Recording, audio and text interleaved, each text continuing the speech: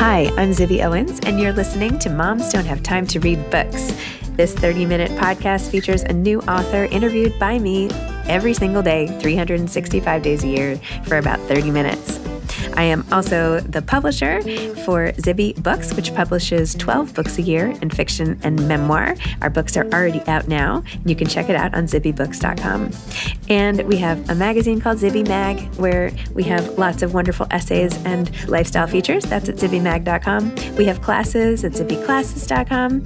And I recently opened a bookstore in LA called Zibby's Bookshop at 1113 Montana Avenue at 11th Street in Santa Monica. I hope that you are able to enjoy some of our other offerings. But this here podcast is the basis of all of it and started in 2018. And no matter what I do, this is basically my favorite thing. Enjoy.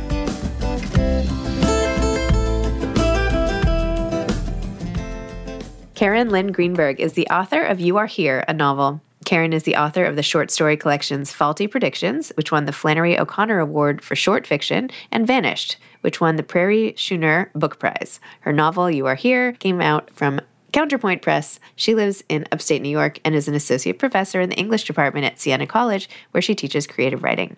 Welcome, Karin. Thanks so much for coming on Moms Don't Have Time to Read Books to discuss You Are Here. Thanks so much for having me on, Zibby. I am sort of like notorious with my team for not noticing things on covers. And I just, having looked at this cover 8,000 times over months, have just noticed that there is a woman on an escalator behind this pattern. Yes. I thought it was just a design. That's so cool. Yeah, it's very cool. I just saw the cover for the audio, and you see more of the escalator, more of the bottom and the top. And I was like, this is so cool. I love that book cover design. I think they did a really great job with it. Wow. That's amazing. Really amazing. Okay. And the story was amazing too. First of all, I love the whole premise, like a novel set about characters in the mall and the intersecting lives. But then this goes so much deeper and through tragedy and aging and loss and like everything. It was wow. So anyway, thank you. Where did the inspiration for the book come, and tell listeners what it's about? Yeah, so as you said, it centers around a dying shopping mall, and it takes place in the 10 months leading up to the closing of the mall. And there are 5 point of view characters, and their lives all intersect with the mall in some way. So there's a 9-year-old boy who is the son of a hairstylist in the mall. She's the only hairstylist left in the mall salon. And he comes to the mall every day after school while she's working, and he is hiding a secret from his mom, which is that he wants to be a magician, and he's practicing magic and learning magic tricks on YouTube. His mom, as I said, is the lone hairstylist in the mall. She's hiding a secret from her son, which is that she wants to illustrate children's books. There's the third character is a woman named Ro, who's 90 years old. And she comes every week to get her hair styled. And she doesn't really need this, but it's a way to connect with people. The mall is really the place where she goes and gets to talk to people. There is a teenager who works in the food court who has aspirations of being an actor and just really wants to get out of there. And then there is a failed PhD student who is the manager of the mall bookstore and kind of dragging his feet on what to do with his academic career. So all 5 of them, come to the mall for different reasons. And then, when they find out the mall is closing, they have to think about what's the next step, what's going to happen, after in their lives. I love when the boy, I'm really bad with names. What is his name again? Oh, Jackson. Kevin? Jackson's little one. Yeah. Yeah. So when Jackson talks to his mom about he's like, well, what if you don't leave? What if you just stay here and refuse to go? And he's like, I've seen it on YouTube. You can just handcuff yourself to the store basically. And she's like, oh no, you have to really care about the place to do that. Right. And he's like, you don't care about it? And she's like, I could be a hairstylist anywhere. And he's like devastated by this. Yeah. Just like the different relationships they have to this place and just his idea of, well, how's our life going to go on if you don't have this job, And so, handcuff yourself to this mall that, nobody cares about anymore. She just thinks, this is totally ludicrous. Yeah. And even when you have like the new architect or whatever he is, the new developer of the place trying to figure it out and, thinking, is he going to have apartments or is it going to be another mall? And I feel like Jackson was just like, Jackson, right? Did I just say it wrong? You got it. Jackson. You got my gosh. I'm sorry. I'm losing my mind today. No, you got it. And Jackson was like, you don't even know what it's going to be. Like this whole thing is like, he's like, well, what do you think? We're figuring it out. Right. Like the idea that something that you love could be destroyed and replaced by a question mark. It's like so disheartening. I feel that way about stores closing all the time, Right. like it's gone, but what's there now? There's not even anything there. Right. Right. And I think too, with, that character, with kids, I think when you're a kid, you think adults have all the answers. And I think that's something for him that's confusing. It's just like, well, why don't you know the next step? You should. You're an adult, Yeah. So yeah, just like that confusion. And I think as adults, we've come to embrace this idea that we often don't know, we don't know the next step in even our own lives, not even what's that store going to be, but just what am I doing like after this year? Right.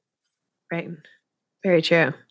And then you have Ro. And by the way, I used to be obsessed with, I still am obsessed with taking pictures and all that, but now it's on my phone. But I used to run to the 1 hour photo place all the time. In fact, my high school, I don't even know why I'm talking about this. Sorry, we'll get back to your book. But my high school graduation, we had this ceremony and it ended at like 1.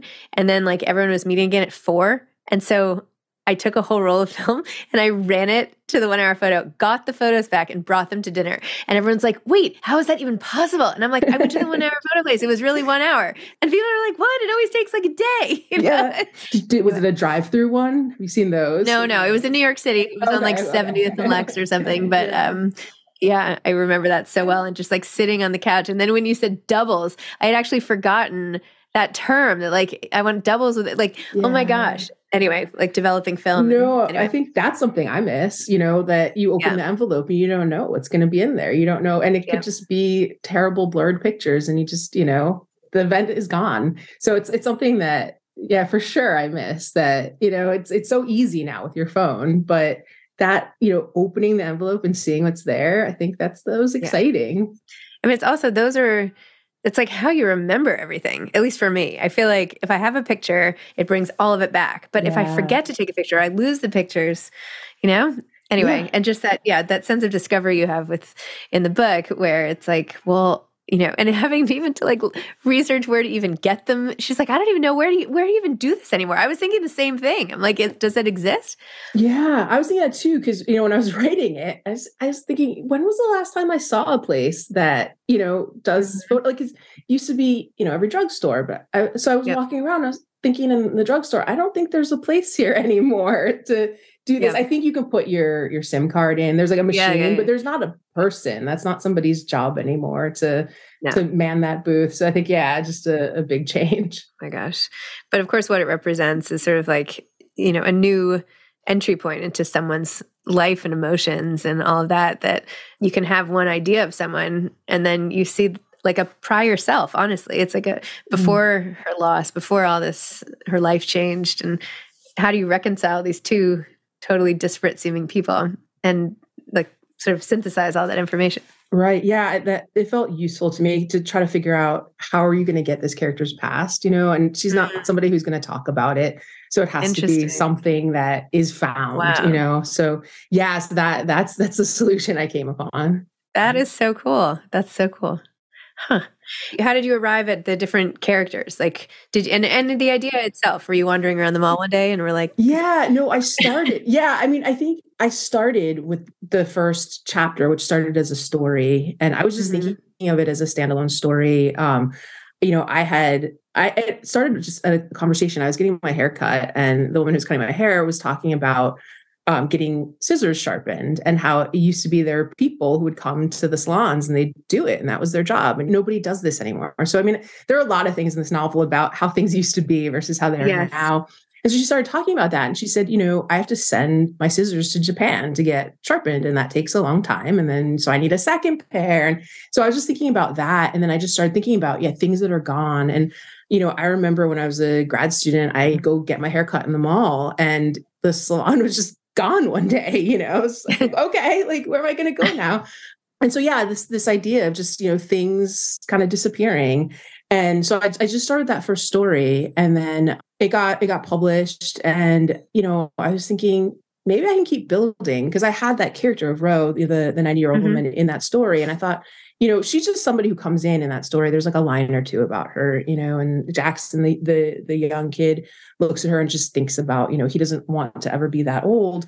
And I thought, she's got to have a story, and so I built on her. And then I just kept building and thinking, this is this place where people who would never otherwise interact would, come together in some way in this mall. So I just kept thinking, what other stories could I build around these characters? And I started it with the idea that it would be a linked stories. And then as I built the stories, I started thinking, well, maybe it's not actually a linked story collection. Maybe it's a novel, because there are certain things now that depend on knowing earlier things in order to understand it. So yeah, it started with one story. And then just from there, where can I go with this? And then just building up this world.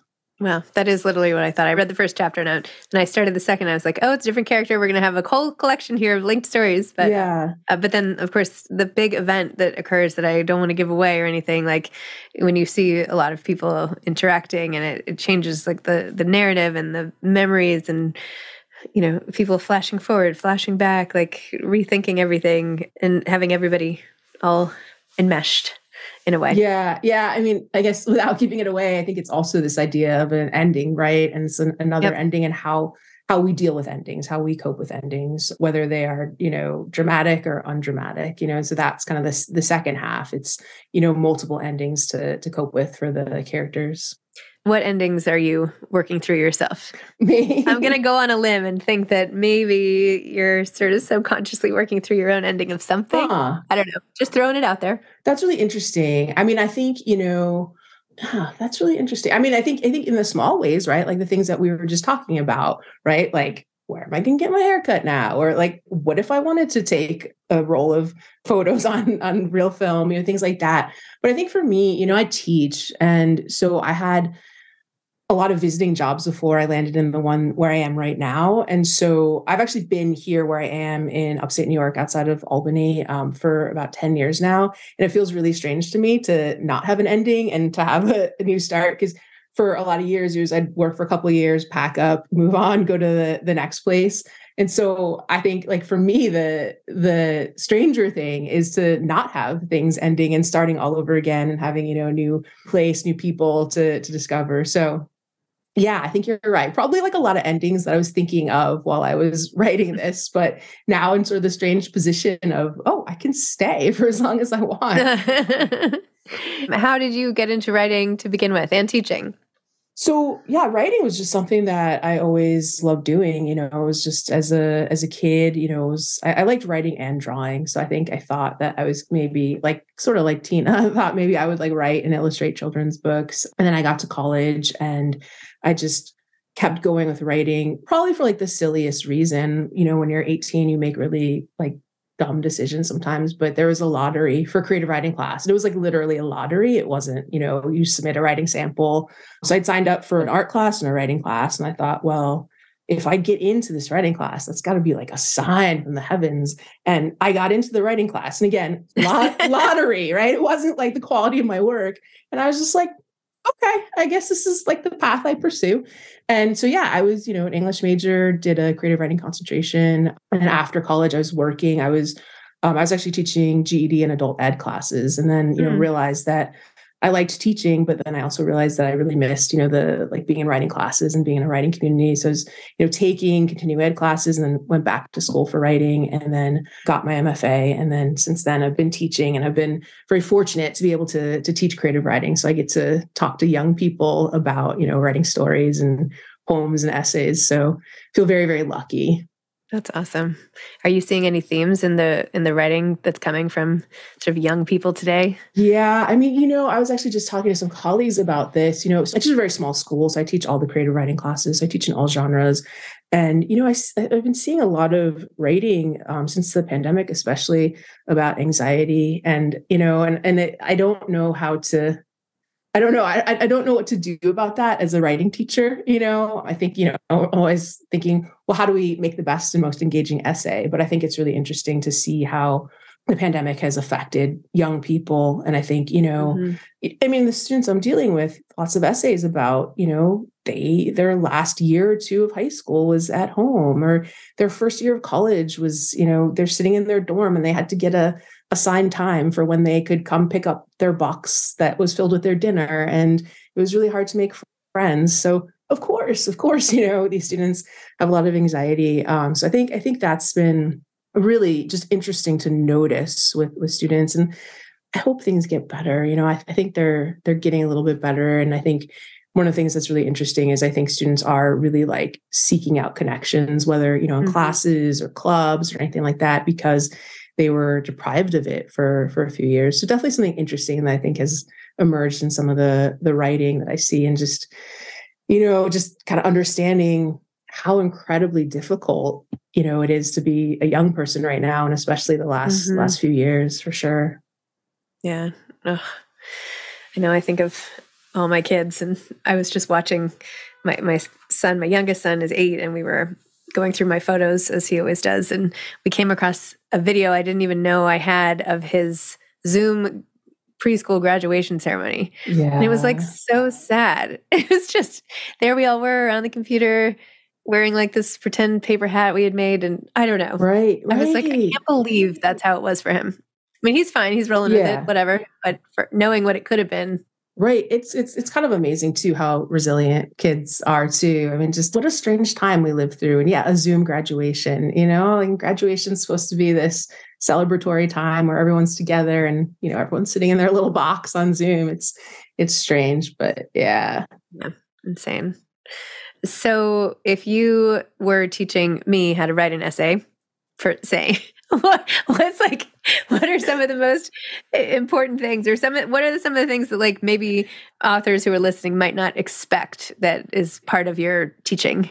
Yeah. So, I mean, definitely like different things, different genres. I mean, I think when I teach essay writing, I think one of the things for my students, especially, is that readers don't know what they know. I think this is one of the hardest things, especially even, students who go from fiction writing to nonfiction writing, because fiction writing, obviously they're making up the world, right? And so they kind of feel like they have to put onto the page this world that they're creating. But in nonfiction, I find a lot of students kind of forget, I'll say things like, who is this person you've been talking to for 5 pages? Like, is this a relative? Is it like, who is this?